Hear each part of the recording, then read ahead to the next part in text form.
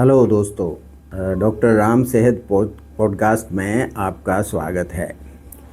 आइए आज हम एक बड़े इम्पोर्टेंट टॉपिक पे बात करते हैं। हमारी जो हड्डियों के स्वास्थ्य की जो श्रृंखला है उसी में आज है कि हम ये जानने की कोशिश करेंगे कि हॉर्मोन्स का हमारे शरीर में हड्डियों को मजबूत बनाए रखने में क्या रोल होता है। ज़्यादातर लोग सोचते हैं कि जैसे कि बोन कोई वैसी एक स्टैटिक कोई स्ट्रक्चर है जिसके ऊपर हमारा शरीर है वो टिका हुआ रहता है। लेकिन जैसा कि हम पहले भी इस बात पे डिस्कस कर चुके हैं कि बोन अपने आप में एक जिंदा टिश्यूज़ होते हैं और वो अपने पूरी उम्र के अंदर ये रीमॉडल होती रहती है, ये मजबूत होती रहती है, ये कमज़ोर भी होती रहती है। तो ये अपने आप में एक पूर्ण जिंदा स्ट्रक्चर है हमारी हड्डियाँ। ये कोई ऐसा नहीं है कि साहब कोई पिलर्स हैं सिंपल नॉन लिविंग जिसके ऊपर शरीर की बाकी संरचना है वो टिकी हुई रहती है। और इन हड्डियों के रीमॉडलिंग में और इनका पुनर्निर्माण में हार्मोन्स का बड़ा इम्पोर्टेंट रोल होता है। तो आज हम जो मुख्य हार्मोन्स हैं उसी के बारे में बात करेंगे जो हमारी बोन को प्रभावित करते हैं। तो एक तो हार्मोन होता है, सबसे पहले हम बात करेंगे ईस्ट्रोजन की। ईस्ट्रोजन जो है वो बोन को बचाए रखने में बड़ा महत्वपूर्ण उसका रोल होता है।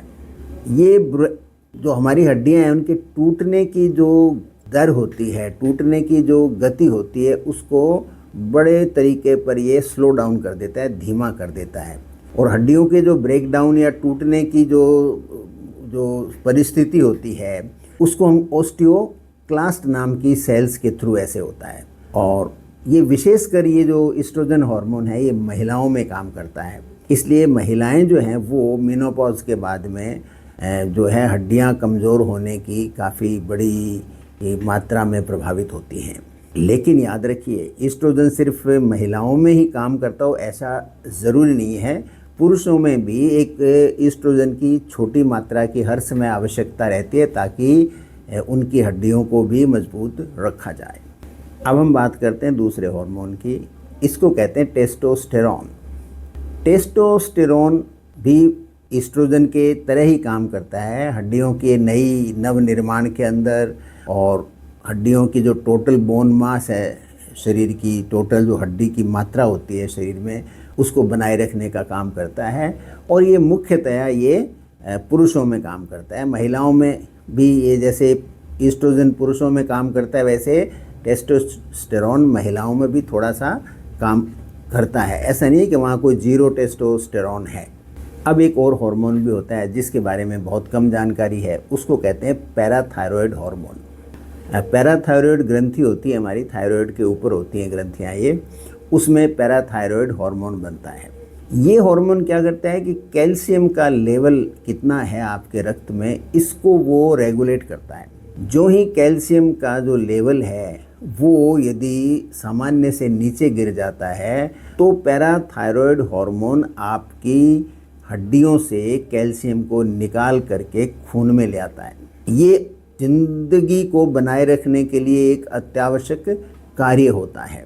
लेकिन ऐसा लगातार होता रहे कि कैल्शियम कम रहे, पैराथायरॉयड हार्मोन हड्डियों से कैल्शियम को निकाल के रक्त में लाता रहे, तो धीरे धीरे आपकी हड्डियों की ताकत बिल्कुल कमज़ोर पड़ जाती है। हड्डियां फिर टूटने की स्थिति में आ जाते हैं। इसलिए आपको अपने भोजन में कैल्शियम पर्याप्त मात्रा में सेवन करना चाहिए ताकि पैराथायरॉयड हार्मोन बार बार रिलीज़ नहीं हो। अब आता है एक और हार्मोन, उसको कहते हैं कैल्सिटोनिन। कैल्सिटोनिन है, इसको हमारी थायराइड ग्लैंड बनाती है। कैल्सिटोनिन वो पैराथायरॉयड हार्मोन के विपरीत काम करता है, यानी ये हड्डियों के टूटने को रोकता है और कैल्शियम को हड्डियों के अंदर रखने का प्रयास करता है।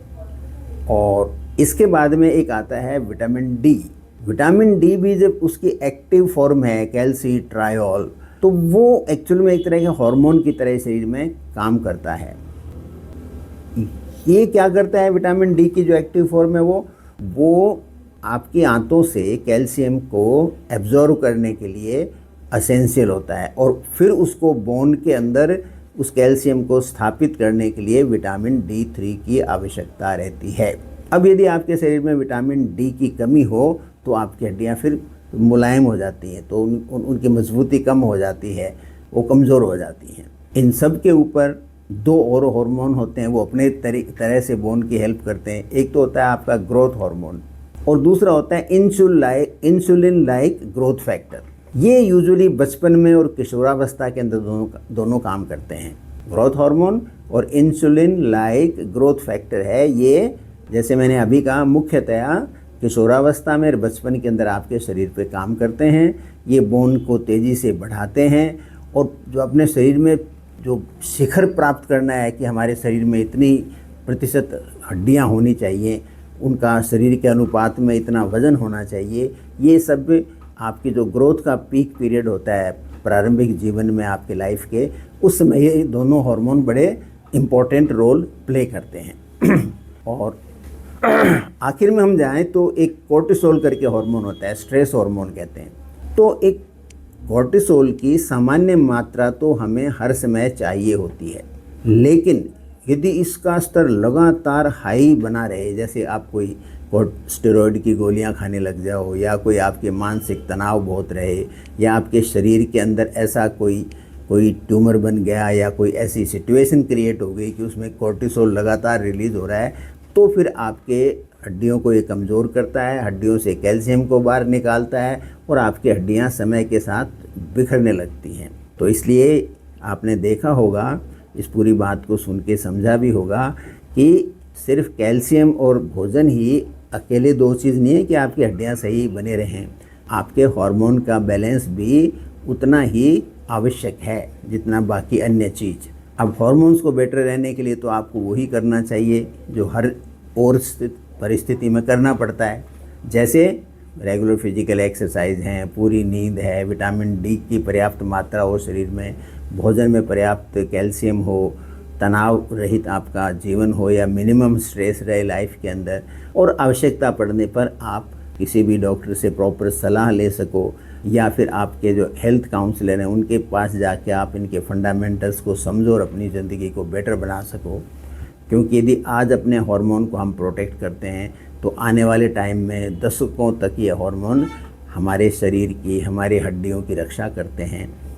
तो मैं डॉक्टर रामावतार शर्मा इस सेहत पॉडकास्ट में आपको धन्यवाद देता हूं कि आपने सब्र से सारी बात सुनी। स्वस्थ रहिए और ज्ञान है वो अर्जित करते रहिए और शतायु बनिए। Thank you.